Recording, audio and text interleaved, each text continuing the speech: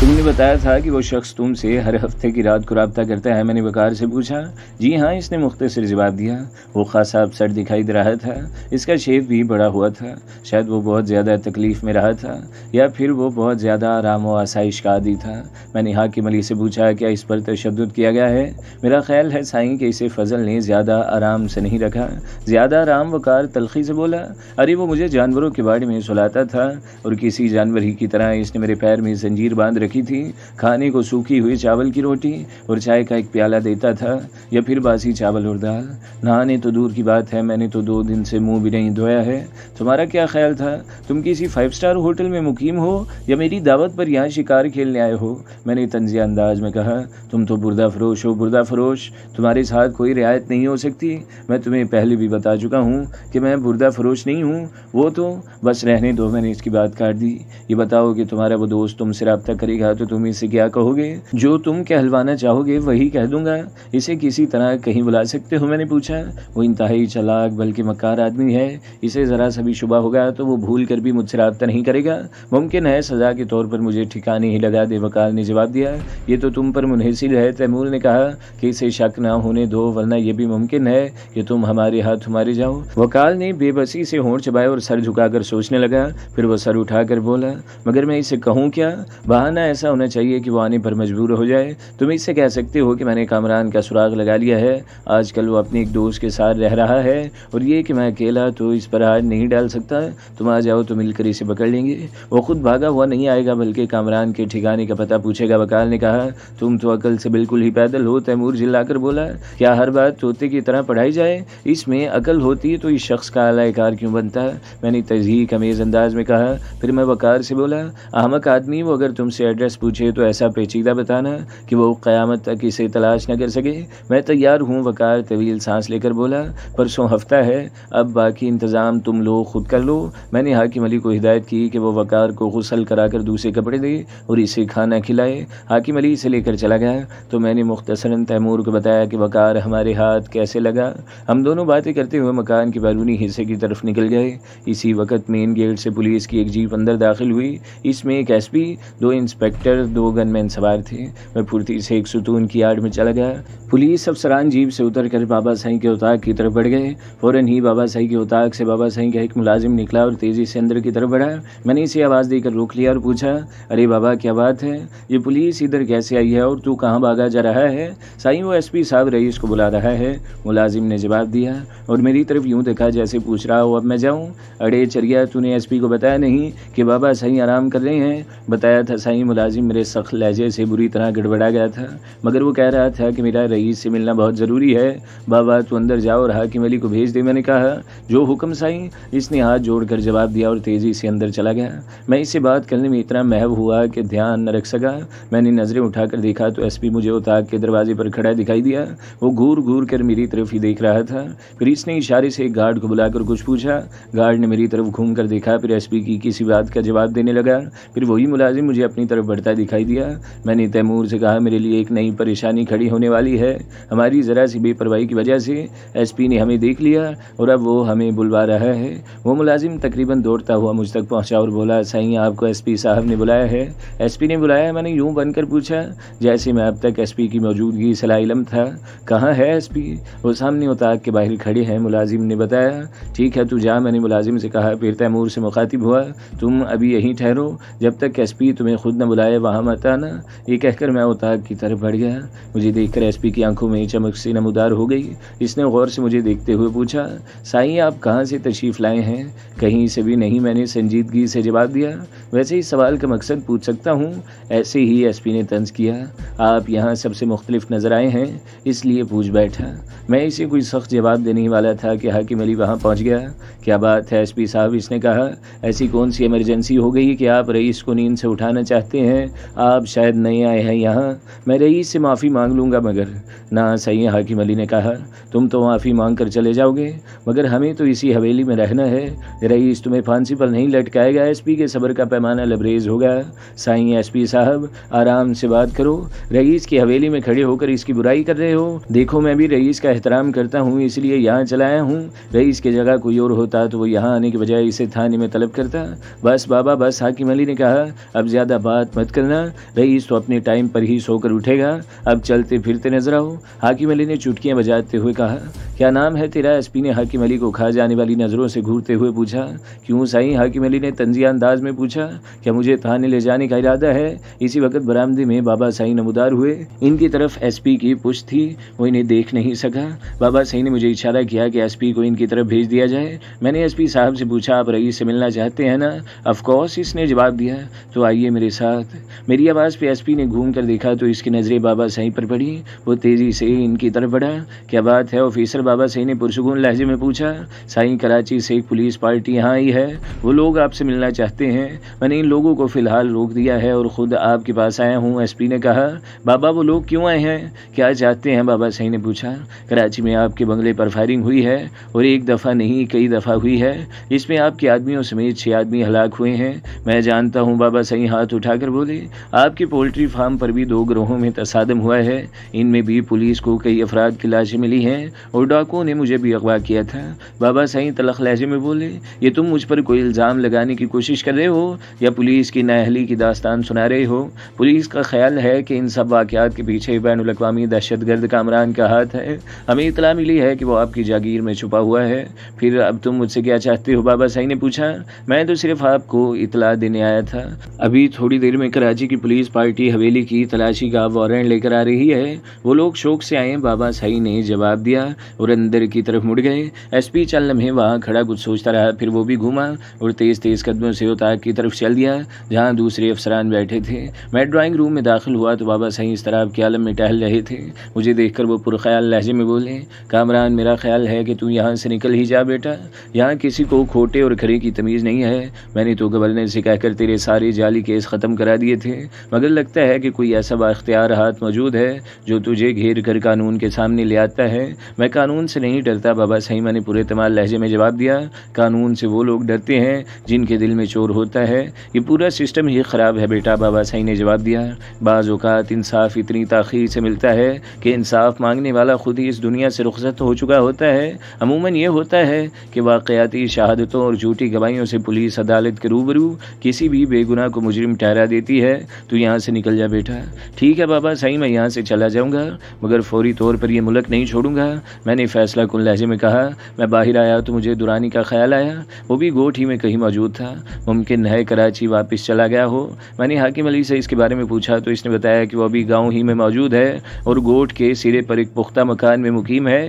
ये मकान भी बाबा साईं की मलकियत था। इसे वो ख़ास मौक़ों पर अपने मेहमानों के क़याम के लिए इस्तेमाल करते थे। मैंने हाकिम अली को कहा कि मुझे फौरी तौर पर दुरानी के पास पहुंचा दो। आप ठहरे, मैं गाड़ी निकाल कर अभी आता हूँ। हाकिम अली ने जवाब दिया। वो मकान यहाँ से कितनी दूर है? मैंने पूछा। वो मकान यहाँ से 1.5-2 किलोमीटर के फासले पर है साईं, हाकिम अली ने जवाब दिया। अरे तो फिर गाड़ी की क्या ज़रूरत है, मैं वहाँ तक पैदल भी चल सकता हूँ, चलो। मैंने बाहर निकलना चाहा, हाकिम अली ने मुझे रोक दिया और बोला, साईं सामने नहीं बल्कि हम पीछे वाले दरवाजे से निकलेंगे। इसकी बात माकूल थी। हम मकान के अकबी हिस्से में पहुँचे ही थे कि बाबा साईं का एक मुलाजिम दौड़ता हुआ आया और हाकिम अली को बताया कि हवेली में पुलिस की गाड़ी आई हैं। पुलिस के अफसरों के साथ 2 गोरे भी हैं। गोरों के तस्करे पर मैं चौंका, गोया गैर मुल्की ताकतों के एजेंट मेरी तलाश में यहाँ तक पहुँच गए थे। मैं इस मौके पर हवेली से जाना नहीं चाहता था, मगर वहाँ रुकना भी खतरे से खाली नहीं था। हवेली से निकलते ही हाकिम अली ने एक तांगा रोक लिया। हम लोग तांगे में सवार हुए तो तांगे वाले ने एक नज़र हम पर डाली और तांगा आगे बढ़ा दिया। मैं और तैमूर इस वक्त मुकामी लिबास में थे। हमारे जिस्मों पर लंबे कुर्ते और घेरेदार शलवारें थी, सर पर शीशों वाली टोपी और शानों पर अजरकें पड़ी हुई थी, इसलिए टांगे वाले ने हम पर तवज्जो नहीं दी। अभी हम मुश्किल से चंद कदम चले थे कि टांगा एक झटके से रुक गया। मैं और तैमूर अकबी नशिस्त पर थे, इसलिए हमें मालूम नहीं हो सका कि टांगा क्यों रुका। मैंने गर्दन घुमाकर देखा तो मेरे असाब बुरी तरह थन गए। सड़क के आन दरमियान में एक लैंड क्रूजर खड़ी थी, इसके साथ टेक लगाए हुए एक सफ़ेद फार्म खड़ा था, इसके हाथों में स्टेन गन थी। इसके साथ ही चंद मुकामी आदमी भी खड़े थे, वो सब पूरी तरह मुसल्ले थे। मैंने रिवॉल्वर निकालना चाहा तो सफ़ेद फार्म गुर्रा कर बोला, बस मिस्टर कामरान, अब तुम्हारा खेल ख़त्म हो गया, हाथ सर से बुलंद करो, नीचे उतराओ। मैं बुरी तरह झिंझला गया। इसी तरह के जुमले मैं इतनी दफ़ा सुन चुका था कि अब मुझे इनसे चिढ़ हो गई थी, मगर चिढ़ने से सूरत हाल बदल तो नहीं सकती थी। हाथ सर से बुलंद रखो, सफ़ेद फार्म फिर गुर्राया। इसी लम्हे मुझे तैमूर के हाथ में दस्ती बम की झलक नजर आई। वो दरअसल स्मोक बम था और तैमूर ने इतनी सफाई से निकाला था कि मैं भी इसे न देख सका। फिर तैमूर ने इसे सफ़ेद फार्म की तरफ उछाल दिया। मैं फ़ौरन ही ज़मीन पर गिर गया। सफ़ेद फार्म बौखलाहट में फायरिंग भी कर सकता था। तैमूर भी मेरे साथ ही ज़मीन पर गिरा था और इसने गिरते गिरते भी दूसरा स्मोक बम सड़क पर उछाल दिया। फ़ौरन ही वहाँ गाढ़ा गाढ़ा धुआं फैल गया। मैंने अंदाजे से सड़क के किनारे की तरफ छलांग लगाई और पलट के वापस भागा। कुछ फासले पर सब्जी की दुकान थी। मैं अंधाधुंध इसी में घुस गया। मैं जानता था कि वो सफ़ेद फार्म या इसके ज़र खरीद हमारे पीछे आ रहे होंगे। मैं अब इन लोगों को छोड़ना नहीं चाहता था। मुझे तैमूर की तरफ से ज़्यादा फिक्र थी। वो लोग मुझे जिंदा पकड़ना चाहते थे, तैमूर को नहीं। वो झिंझलाकर इसे भी गोलियों से छलनी कर सकते थे। वो न जाने किस तरफ निकल गया था। हाकिम अली का भी कोई सुराग नहीं मिल रहा था। गोट के इस छोटे से बाजार में हमारी भाग दौड़ से सरासीमगी सी फैल गई थी। मैं इसे अभी तक अंदरूने सिंध का कोई छोटा सा गोट ही समझता रहा था। कभी बाजार जाने की ज़रूरत ही नहीं पड़ी थी। इस दिन पहली दफ़ा मुझे एहसास हुआ था कि वो तो छोटा मोटा कस्बा था। बाजार ज़्यादा बड़ा तो नहीं था मगर बहरहाल मौजूद तो था। गोठों में अमूमन एक आध दुकान होती है। इसी में बालों के खुशबूदार तेल से लेकर स्प्रीन तक सभी कुछ मिल जाता है। मैं सब्जियों के टोकरों वाले तख्त के पीछे छुपा हुआ था, सड़क की तरफ देख रहा था। अभी तक मुझे वो सफ़ेद फार्म या इसका कोई आदमी दिखाई नहीं दिया था। ये इम्कान इनकी नज़रों में भी होगा कि मैं कहीं घात लगाकर इन पर काबू पा सकता हूँ। शायद इसलिए वो लोग भी मोहतात हो गए थे। अचानक मेरी पुश्त पर किसी ने हाथ रख दिया। मैं भड़क कर पलटा, साथ ही मेरा बायां हाथ भी घूम गया। मेरा हाथ ठक की आवाज़ के साथ किसी से टकराया। वो कोई मुकामी आदमी था। ज़रब इसके जबड़े पर पड़ी थी। वो सब्जी के एक टोकरे पर पड़ा था। वो तो गनीमत था कि मैंने जानबूझकर अपना हाथ हल्का रखा था, वरना मार खाने वाला आंखें खोले पिड़ पिड़ मुझे घूर न रहा होता। ये क्या हरकत! मेरा जुमला पूरा होने से पहले ही इसने होंठों पर उंगली रखकर मुझे खामोश रहने का इशारा किया और खूबसदा अंदाज में इधर उधर देखने लगा। कौन हो तुम? मैंने कदरे नरम लहजे में सरगोशी की। ये दुकान मेरी है साईं। सरगोशी ही में इसने जवाब दिया। अहमक आदमी, मैं भुन्ना कर बोला। ये क्या हरकत थी? अगर मैं फायर कर देता तो? साईं आहिस्ता बोलो। वो फिर सरगोशी में बोला, दुकान के बाहर कोई छुपा हुआ है। मैं एकदम ज़मीन पर बैठ गया और इसे पूछा, कहाँ छुपा हुआ है? इसने दुकान की पुश्त की तरफ इशारा किया। वो कोई सीमेंट और सरियों से बनी हुई दुकान नहीं थी। इसकी दीवारें चिटाई की थी, छत भी बांसों के सहारे बनाई गई थी। चिटाई की दीवारों में जगह जगह सुराख थे। मुझे उम्मीद तो नहीं थी कि वह शख्स अब भी वहीं छुपा होगा। इसने बाहर से हमारी बातें सुन ली होंगी, बल्कि शायद देख भी लिया होगा। मुझे 0.1% उम्मीद थी कि वो शख्स अब भी वहाँ मौजूद होगा। मैंने बैठे बैठे सब्जियों वाले से कहा, तुम एक दफ़ा फिर बाहर जाकर देखो। मेरा ख्याल है कि अब वहाँ कोई नहीं होगा। साईं मैं जाऊँ? मैं डरने की ज़रूरत नहीं है। बाहर जो भी है वो तुम्हारा नहीं बल्कि मेरा दुश्मन हो सकता है। तुम घूम कर कुछ फासले पर जाकर भी इसे देख सकते हो। सब्जी वाला सहमा हुआ सा बाहर निकल गया। मैं आहिस्ता आहिस्ता दुकान के पिछले हिस्से की तरफ बढ़ गया। इस तरफ प्याज और आलू ढेर की सूरत में ज़मीन पर पड़े थे। मैंने चिटाई के एक सुराख से आंख लगाकर बाहर देखने की कोशिश की मगर मुझे कुछ दिखाई न दिया। थोड़ी देर बाद सब्जी वाला वापस आ गया और बोला, साईं अब तो वहाँ कोई भी नहीं है। इसी वक्त मुझे दुरानी दिखाई दिया। वो पैदल ही था और चारों तरफ देखता हुआ आगे बढ़ रहा था। मैंने आवाज़ देकर इसे रोक लिया। अब बाहर आ जाओ, खतरा टल चुका है। दुरानी हंस कर बोला। मैं जल्दी से बाहर निकल आया और बोला, तुम कैसे आ गए? आए ही थे तो चंद मिनट पहले आते। चंद मिनट पहले आता तो क्या होता? वो मुस्कुराया। हम इन लोगों को गिरफ्तार कर सकते थे जिन्होंने मुझ पर हमला करना चाहा था। इन्हें मैंने पकड़ लिया है। दुरानी ने इत्मीनान से जवाब दिया। मैंने चौंक कर इसे देखा। क्या इन सबको पकड़ लिया? सब तो नहीं, इनके 2 आदमी मेरे कब्जे में हैं। इनमें एक सफ़ेद फार्म भी है। मेरे आदमी अभी इन्हें लेकर गए हैं। फिर वह हंस कर बोला, मगर तुम इस वक्त टांगे में सवार होकर कहाँ जा रहे थे? मैं तुम्हारी तरफ आ रहा था। फिर मैं चौंक कर बोला, मगर ये तैमूर कहाँ चला गया? तैमूर तुम्हें खतरे में छोड़कर कहाँ जा सकता है? दुकान के अकबी हिस्से से आवाज़ आई। फिर तैमूर हमारे सामने आ गया। हम लोग दोबारा बाबा साईं के घर में चले गए। मैं तुम्हें ये बताना चाह रहा था कि मैं आज रात को कराची जा रहा हूँ। मैंने दुरानी को बताया। हम लोग इस वक्त ड्राइंग रूम में बैठे चाय पी रहे थे। अचानक कराची जाने की क्या ज़रूरत पेश आ गई? मैंने इसे वकार के बारे में मुख्तसरन बताया। ठीक है, दुरानी पुरख्याल अंदाज में बोला। फिर रात की बजाय तुम अभी निकल जाओ। दिन के वक्त मेरे लिए ख़तरा ज़्यादा है, मैंने जवाब दिया। फिर हमारे साथ वकार भी होगा। किसी मौके पर वो भी हमारे लिए मसला पैदा कर सकता है। वो कोई मसला नहीं है। मेरे कुछ आदमी कराची जा रहे हैं। दुरानी ने कहा, वो 2 जीपों में जाएंगे। तुम भी इन्हीं के साथ निकल जाना। तुम्हारे आदमी क्या खतरे को टाल देंगे? मेरे लहजे में हल्का सा तंज था। इस तरह तो मैं कुछ ज़्यादा ही नुमाया हो जाऊंगा। ये सूरत हाल तो रात में भी होगी। दुरानी ने जवाब दिया। बेहतर यही है कि तुम मेरे आदमियों के साथ जाओ। ठीक है, हम तैयार हैं, मेरी बजाय तैमूर ने जवाब दिया। बताओ कब चलना है? 1 घंटे बाद दुरानी ने जवाब दिया और उठ खड़ा हुआ। हम लोग गोट से निकले तो हमारी लैंड क्रूज़र के आगे पीछे दुरानी के आदमियों की जीपें थीं। स्टीयरिंग तैमूर के हाथ में था। मैं वकार के साथ पिछली सीट पर बैठा था। दुरानी के आदमी आदमियों के पास फौजी जीपें थी। वो लोग खुद भी खाकी वर्दियों में थे।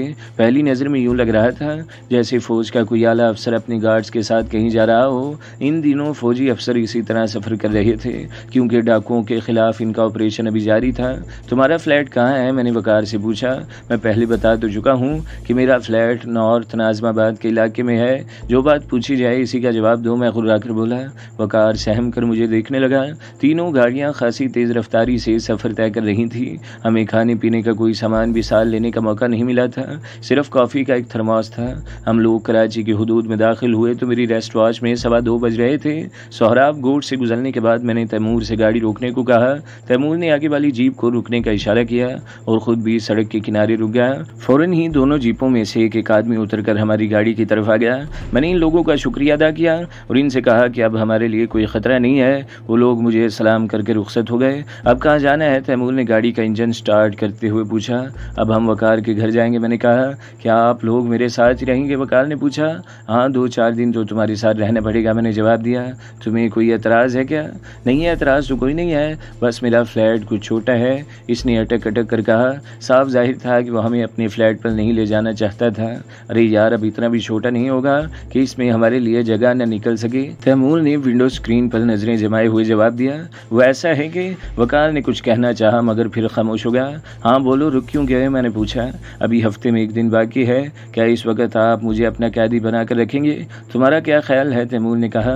क्या हम तुम्हारे कैदी बनकर रहेंगे? इसके बाद तैमूर खामोश हो गया। वकार की रहनुमाई में हम लोग आखिर इसके फ्लैट तक पहुंच गए। वो साफ सुथरी बिल्डिंग थी। इसके फ्लैट भी खासे कुशादा और साफ सुथरे थे। वकार 2nd फ्लोर के एक फ्लैट में रहता था। इसका फ्लैट खासा आरामदेह था और इसमें ज़रूरत की हर चीज़ मौजूद थी। एक बेडरूम में AC भी लगा हुआ था। मैंने और तैमूर ने बारी बारी शावर किया, फिर हम लोग ड्राइंग रूम में आ बैठे। मैंने तैमूर से कॉफ़ी बनाने को कहा। इसका टेलीफोन हमने अपनी तहवील में ले लिया था ताकि वो किसी से भी रब्ता न कर सके। कॉफ़ी पीने के दौरान मैंने वकार से कहा कि अगर तुमने हमारे साथ ताउन किया तो तुम्हें कोई नुकसान न पहुँचेगा। हाँ, अगर कोई चालाकी दिखाने की कोशिश की तो ऐसी इबरतनाक मौत मरोगे कि पुलिस को तुम्हारी शनाख्त में भी दुश्वारी पेश आएगी। तुमसे मिलने कोई आता तो नहीं है? तैमूर ने पूछा। मेरे 1-2 दोस्त हैं जो मुझसे मिलने आते रहते हैं। इनके अलावा सफाई वाली एक औरत है, वो रोज़ाना सुबह के वक्त आती है। फिर वो हिचकिचा कर बोला। मेरी एक गर्लफ्रेंड भी है, उज़रा, वो भी रोज़ाना आ जाती है। ओहो, तैमूर ने तंजिया लहजे में कहा। तुमने ये शौक भी पाल रखा है? वो लड़की किस वक्त आती है? इसका कोई मखसूस वक्त नहीं है, वकार ने जवाब दिया। जब इसे मौका मिल जाता है वो आ जाती है। क्या वो भी इसी बिल्डिंग में रहती है? मैंने पूछा। वो गुलशन इकबाल में रहती है, वकार ने जवाब दिया। फिर वो कुछ सोच कर बोला। घर में खाने पीने का सामान भी ख़त्म हो गया। मैं तुम्हें इसकी फ़िक्र मत करो, तैमूर ने कहा। मैं अभी जाकर सब कुछ ले आऊँगा। मुझे एक फ़ोन करने दो, वकार ने कहा, ताकि मैं अज़रा को यहाँ आने से रोक दूँ। फ़िलहाल तुम कोई फ़ोन नहीं करोगे? तैमूर ने सख्त लहजे में कहा। अज़रा यहाँ आई तो इससे हम खुद ही निमट लेंगे। हम फ़ोन की घंटी बजने के इंतज़ार में बैठे थे। वकार ने बताया कि किसी भी वक्त इस आदमी का फ़ोन आ सकता है। मैंने वकार को अच्छी तरह समझा दिया था कि इसे इस पुरस्कार आदमी से क्या कहना था। मैं और तैमूर पुरसुकून थे, अलबत्ता वकार इस तरह में मुब्तला था और बार बार घड़ी देख रहा था। अचानक डिंग डोंग की आवाज़ के साथ फ्लैट की कॉल बेल बज उठी। वकार बुरी तरह उछल पड़ा। मैंने चौंक कर दरवाजे की तरफ देखा, फिर वकार से पूछा, इस वक्त कौन आ गया? पता नहीं इस वक्त कौन आ गया, वकार ने जवाब दिया। फिर मुस्तरिब होकर उठ खड़ा हुआ। मैं देखता हूँ। बैठ जाओ, मैंने तहुकमाना लहजे में कहा और तैमूर से मुखातिब हुआ। तुम देखो। तैमूर ने रिवॉल्वर निकाल कर हाथ में पकड़ा और दरवाजे के पास जाकर बोला, कौन है? अरे यार, मैं हूँ इरफान। बाहर से किसी ने झिंझिलाकर कहा, दरवाज़ा खोलो। मैंने तैमूर को दरवाज़ा खोलने का इशारा किया। मेरा रिवॉल्वर भी इस दौरान में बाहर आ चुका था। मैं कमरे के ऐसे गोशे में चला गया जहाँ से तैमूर को कवर कर सकूँ। वकार को मैंने बाथरूम में घुसा दिया था। तैमूर ने आहिस्तगी से दरवाजे का बोल्ट खोल दिया। दूसरे लम्हे एक स्मार्ट और खुशपोश नौजवान अंदर दाखिल हुआ। वो तैमूर को देखकर ठटका, फिर बोला, वकार कहाँ है? वकार जरा सदर तक गया है, तैमूर ने यूँ जवाब दिया जैसे वो नीचे सिगरेट लेने गया हो। सदर गया है? इरफान के लहजे में हैरत थी। फिर वो चौंक कर बोला, मगर आपने अभी तक अपना तारुफ नहीं कराया। मेरा नाम अकबर है, तैमूर ने जवाब दिया। वकार मेरा बहुत पुराना दोस्त है, मैं आज ही लाहौर से आया हूँ। हैरत है, वकार ने कभी आपका तज़किरा नहीं किया, इरफान ने कहा। हालांकि मैं इसके सारे दोस्तों को जानता हूँ, बस इत्तफाक है, तैमूर खुशदिली से बोला। बैठिए ना, मैं आपको कोल्ड ड्रिंक पिलाता हूँ। शुक्रिया, इरफान ने कहा। मुझे इजाज़त दें, असल में मुझे एक ज़रूरी काम से जाना है। ऐसी भी क्या जल्दी इरफान साहब? मैंने अचानक कहा और कमरे के गोशे से निकल कर इसके सामने आ गया। मैंने इसके कोट के नीचे बगली होलिस्टर और गन की मौजूदगी महसूस कर ली थी। वो मुझे देखकर यूँ उछला जैसे बिच्छू बिच्छू ने डंग मार दिया हो। ज़्यादा हैरत इसे इस रिवॉल्वर पर थी जिसे मैंने छुपाने की कोशिश नहीं की थी। आप कौन हैं? मैं खुदाई फौजदार हूँ, मैंने तहज़ीर कमीज़ लहजे में जवाब दिया। फिर तैमूर से मुखातिब हुआ, दरवाज़ा बोल्ट कर दो और इसे अंदरूनी कमरे में ले चलो। तैमूर ने आगे बढ़कर दरवाज़ा बोल्ट कर दिया और माहिराना अंदाज में इरफान की तलाशी ले डाली। इसके बगली होलिस्टर से .32 का एक पिस्टल बरामद हुआ। इसके अलावा इसकी जेब में इसका परस था, छोटा सा एक कंगा था, रुमाल था, शर्ट के सामने वाली जेब में अमेरिकन डॉलर्स और 2-3 विजिटिंग कार्ड्स थे। तो दोस्तों, अगली किस्त सुनने के लिए हमारे चैनल को ज़रूर सब्सक्राइब करें, वीडियो को लाइक करें और बेल के आइकन पर भी क्लिक कर दें ताकि हर जो आने वाली वीडियोज़ हैं वो आपको सबसे पहले मिलती रहें।